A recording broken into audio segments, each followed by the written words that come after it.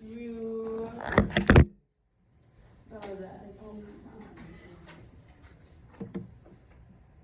Alright.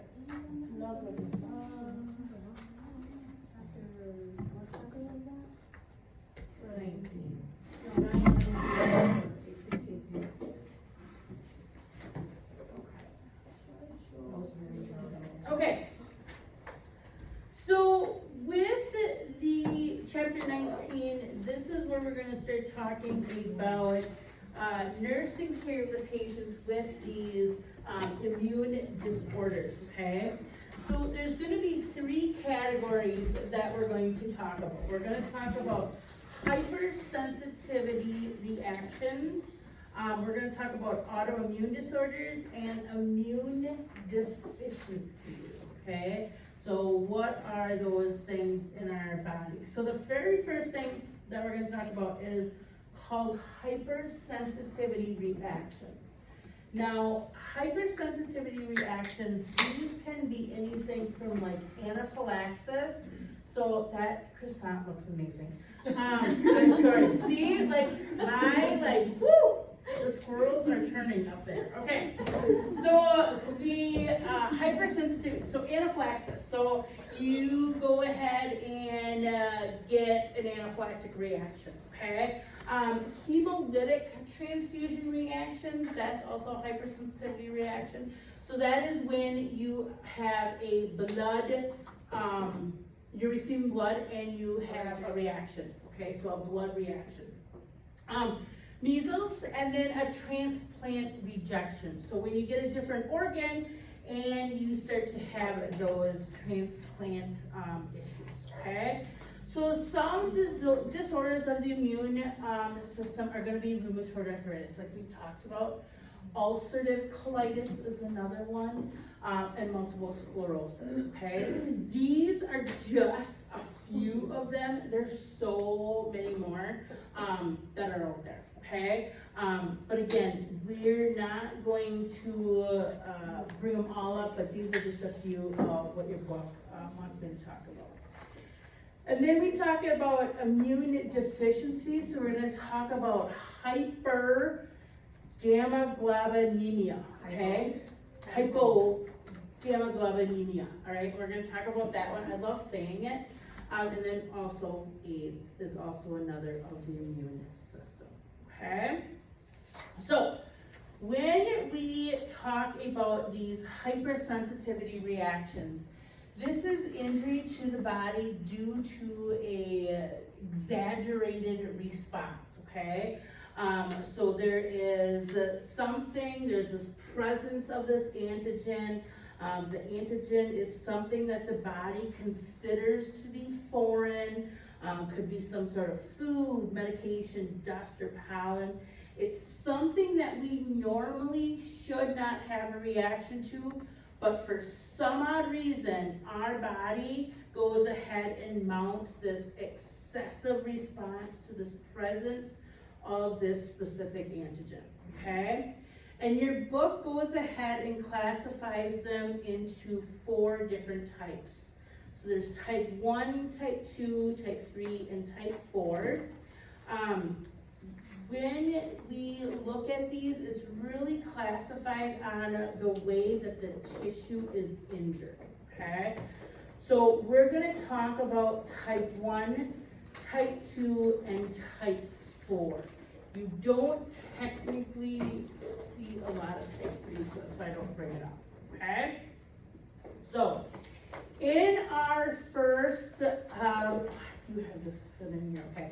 So in our first disorder, we're going to talk about type 1 hypersensitivity. The first one is going to be an anaphylactic reaction, okay?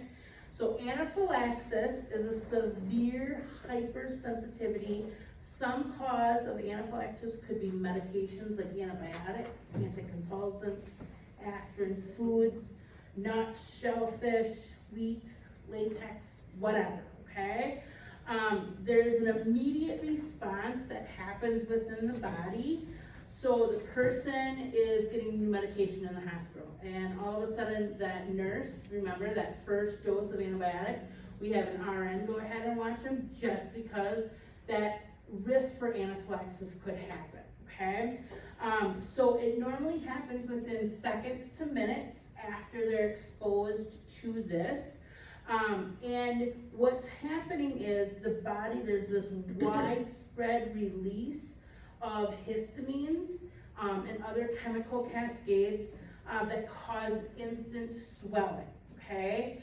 So you're gonna have swelling, life-threatening swelling, occurs immediately, okay? It can be, you can have a very mild case of anaphylaxis, but mild case of anaphylaxis, you still need to protect that airway, okay? So I have a little, I hope this works. Think safety. Think Grainger. For trusted products to lock, anchor, contain, and protect. Grainger. Call, click, or just stop by. This holiday, set the table with the best, from orchard-picked pears to curated gourmet gifts. I'm sure you're really gonna enjoy this. Yes. Ladies and gentlemen, That's really good. Wow. I'm very impressed. Why is that?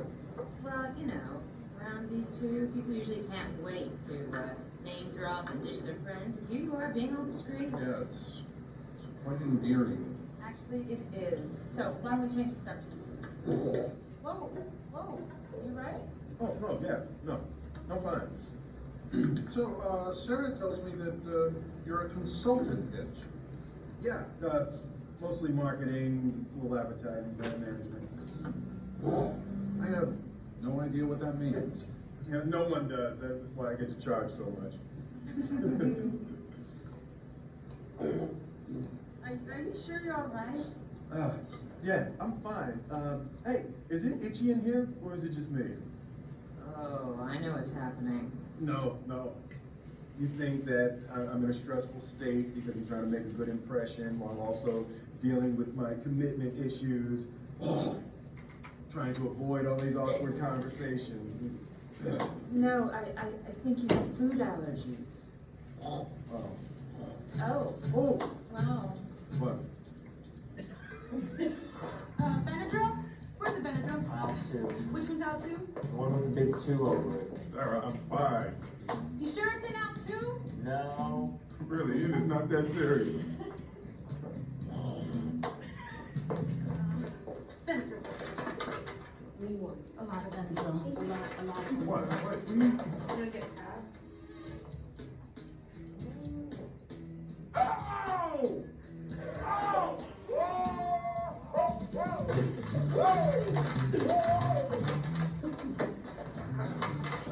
Trying to kill some shot. Death on a leaf! Come on! So a little anaphylaxis funniness. All right. Yes, okay. So again, it can be mild to severe. Again, most of the time though, if you're having anaphylaxis, that airway is gonna be impaired and we want to go ahead and get some immediate treatment for that, okay? The next one that we're gonna talk about is allergic rhinitis, okay? So this is another type 1 reaction. When we have an allergic rhinitis, this is probably like the most common form of allergies. This is like our seasonal allergies, okay? Our body is exposed to some sort of antigen, like pollen, mold, dust, something like that. Your body senses it, and there's this abnormal cascade. Your immune system goes on attack and creates this massive vasodilation at the local tissues. So this is why we see the sneezing, nasal itching, runny nose, red eyes, okay? It's the histamines that are coming out trying to destroy it, okay? Very treatable, however, it's very annoying, okay, for people that have it. There's several medications that a person can use, from nasal sprays to pills and things like that, okay? So this is another type 1 hypersensitivity. Another type 1 hypersensitivity is called atopic dermatitis. So there's two theories that exist regarding the pathophysiology of dermatitis. One theory suggests that there's an allergic response. It's mediated by our IgE antibodies because it's commonly found on people that have already allergic rhinitis or allergic asthma. Okay, so people that have asthma, we tend to see this dermatitis come up. Another theory is deficient in the epithelial cells that damages the skin's protective layer. So it's an inflammatory skin response. People will go ahead and get edema. There could be blisters, pruritus, crust scales, things like that, okay? But again, another type of type 1 is going to be atopic dermatitis, okay? And then, like I said, anaphylaxis. You can see the big lips, okay?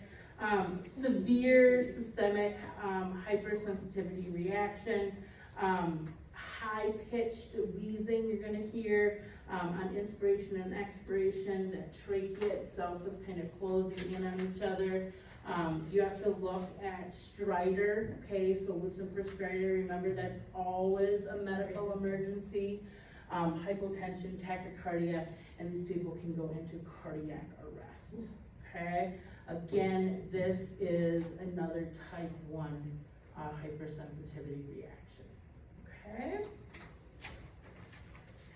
All right, so what do we do for a person that goes into anaphylaxis, okay? So first of all, we need to get them immediate treatment, right? We want to protect that airway. So whatever we have to do, whatever the cause, protect your airway, okay? So these people might need to become mechanically ventilated, all right? Now, if their throat starts to close off, what is another way that we can go ahead and give them oxygen?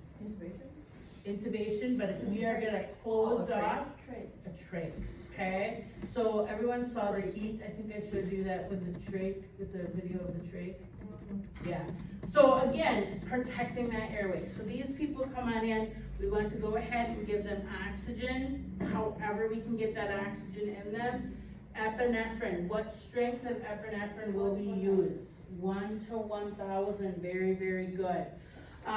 We're gonna go ahead and give them antihistamines, Solu-Medrol, cortisol, prednisone, vasopressors.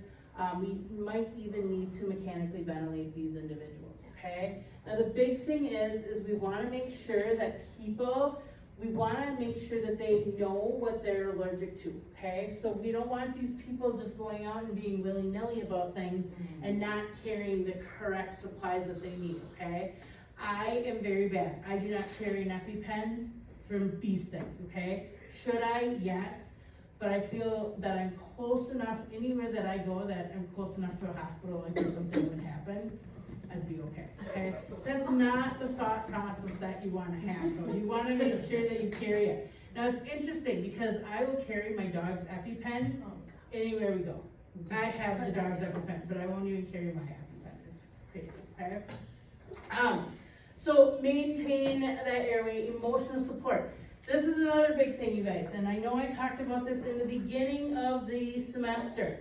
If you have a person that's coming in and they're in anaphylactic shock, okay, and you are treating that person and you're giving them the medications, you have them on oxygen, you're doing all the things, you were the person that brought them into the room, okay? You stay with that patient. There is nothing more scary than to be taken away and you walking out that room when you are the only person that they really know, okay? So stay with that person, have other people do your running when you are in this type of emergency, okay? And then again, just a big education on this, all right? So again, our first job is going to go ahead and maintain that airway. It's so very, very important.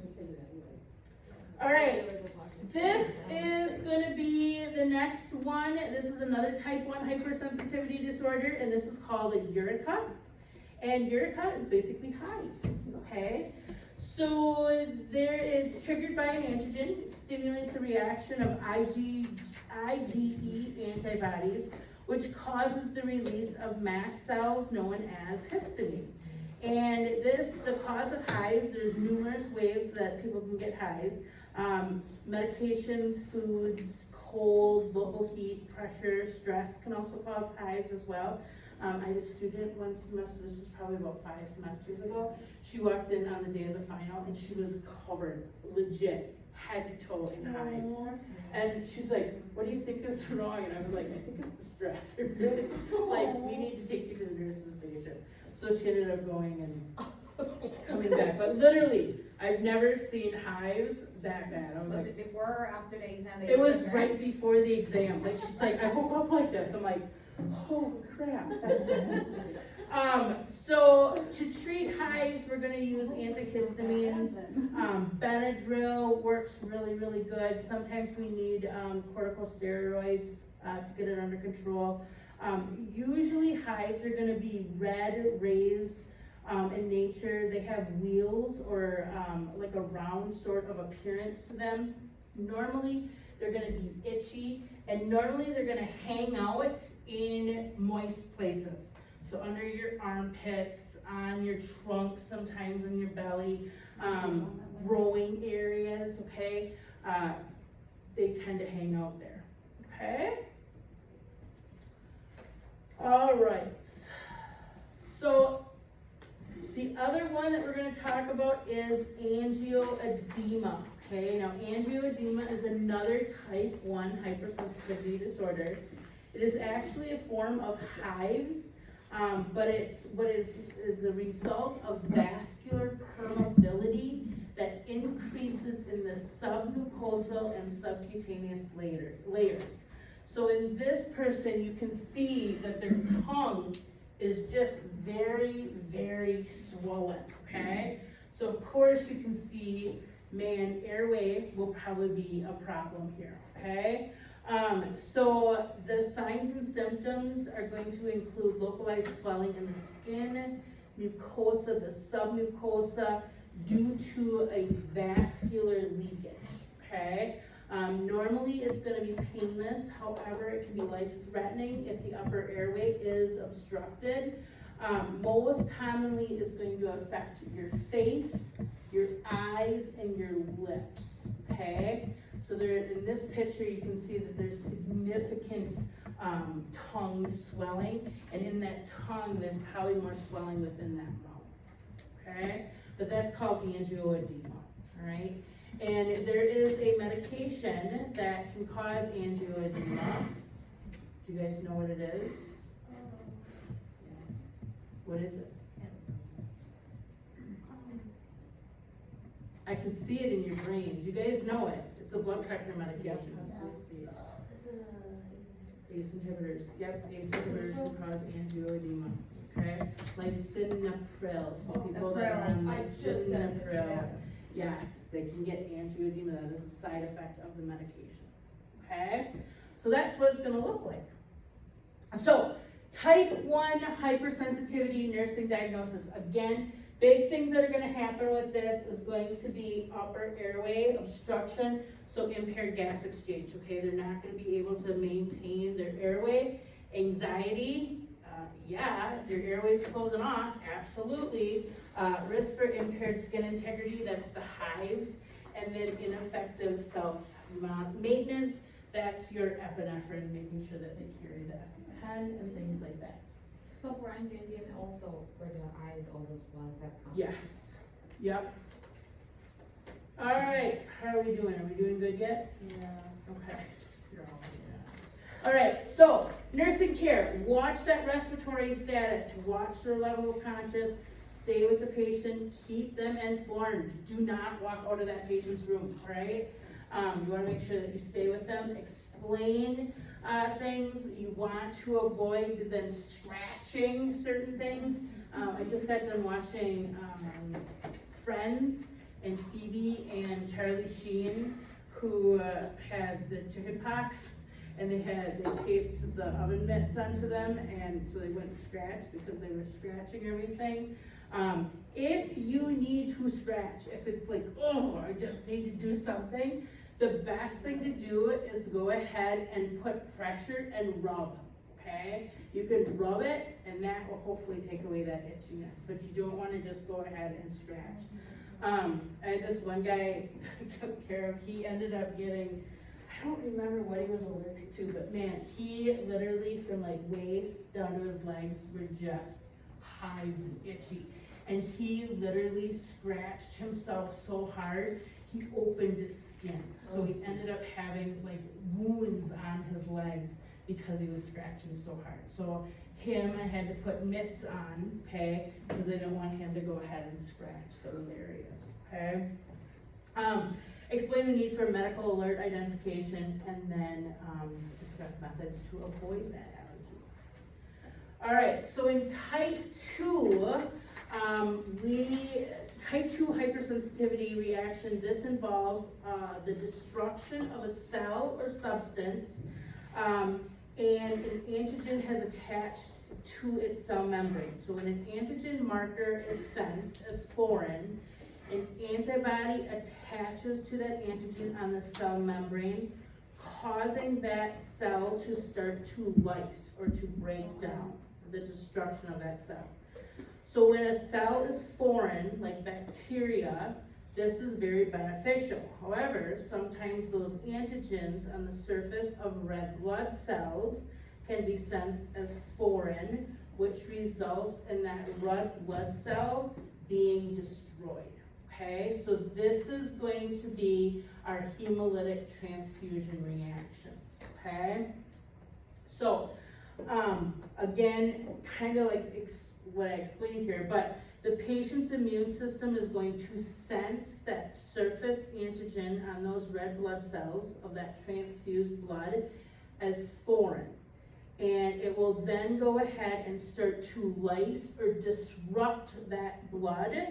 And when it starts to lyse, the patient is going to start to have these blood cells that have these fragments in it. And these fragments will go to areas of the body and start to clump and cause a blockage, which will cause ischemia. So there will be an occlusion of some area of the body, okay? Like if it got to the heart, they could have heart attack, okay? To the head, stroke, all right?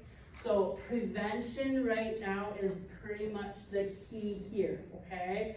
So we want to make sure that when these people get blood, we do an excessive amount of testing on that blood to make sure they're not allergic to it.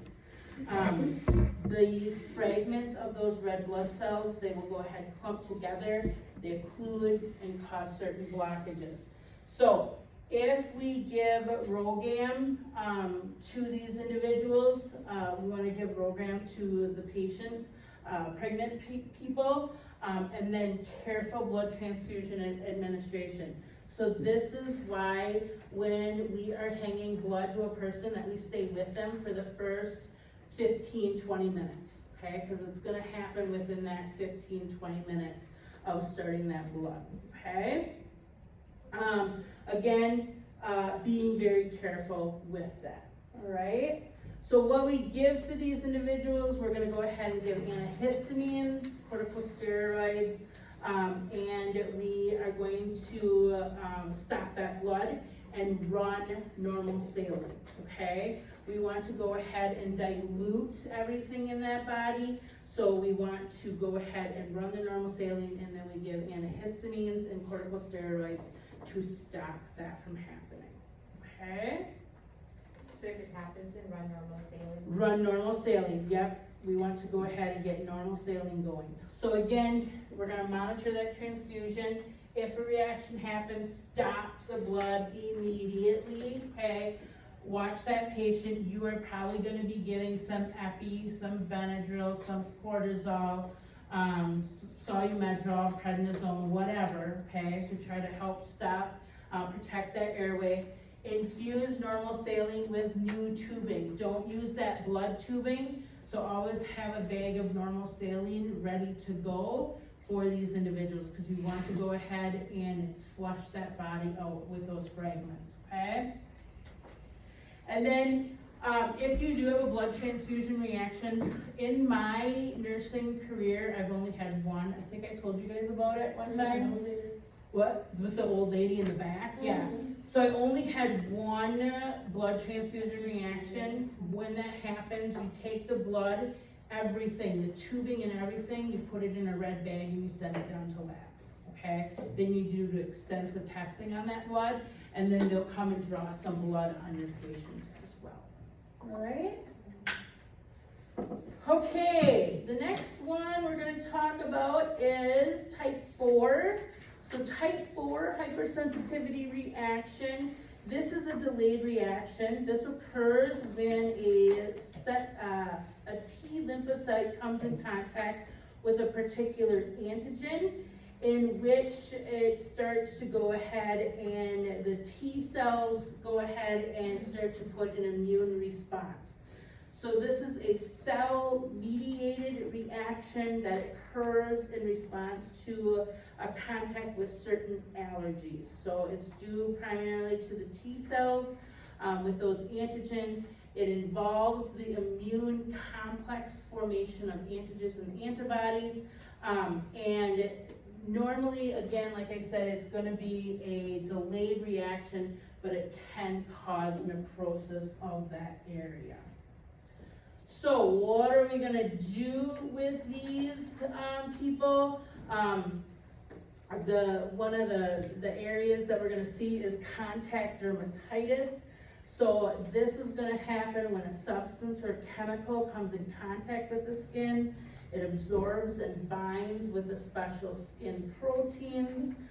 That first contact, there's probably no reaction, but that second contact, those memory T cells are formed, and then you'll start to see these chemicals that cause these symptoms, okay? So on the first time, it's probably not gonna do a lot, but on that second exposure, it's really gonna hit. Poison ivy, poison oak, latex, those are gonna be your common cause. You're gonna see a red, fragile vastules that are gonna form, okay? Our interventions, we want to go ahead and give antihistamines, topical drying agents like cortisol, topical immunodilators, relieve the itching. When we think about relieving itching, we want to go ahead and maybe do a tepid baking soda bath or alvino bath. Phelps Napa soap. That is a brown soap that works really, really good with contact dermatitis. So you go ahead and wash your body with that. And then any latex allergies, again, we want to make sure that we let the nurse know about that. Okay? So again, big things with that, just make sure we try to provide comfort. Remember, we don't want that room really, really warm, because think about a warm room, you tend to get more itchy. So you want the room more cooler, and then the Phelps Napa. And then again, if you have to itch, more of a pressure and rub, okay? Another type 4 is a transplant rejection. So any form of transplanted living tissue is sensed as foreign by the immune system. This is why we put these individuals on lifelong immunosuppressants to prevent transplant reactions. They can occur at any time in their lifetime, okay? The lymphocytes become sensitized during these induction phases, and then afterwards, these patients, hopefully those immunosuppressants will go ahead and calm everything down so the body does not think of it as foreign. So again, the immunosuppressants, infections can happen. Remember, if they're on immunosuppressants, we're depleting that immune system, so we need to watch out for infections on these individuals. Okay? Kelly, Yes. just to verify, so patients that has like transplant has to be lifelong. Lifelong immunosuppressants, So, yep, to prevent from. for that immune therapy, yep. Okay, thank you. Yep. So, again, in hypersensitivity, disorders, these are just very specific immune disorders. The immune senses this is, as foreign, and it's gonna go ahead and destroy those cells. Okay? Questions on that? All right, let's take a little break, we'll come back, we'll finish up this, and then we will go ahead and do a bingo, I believe.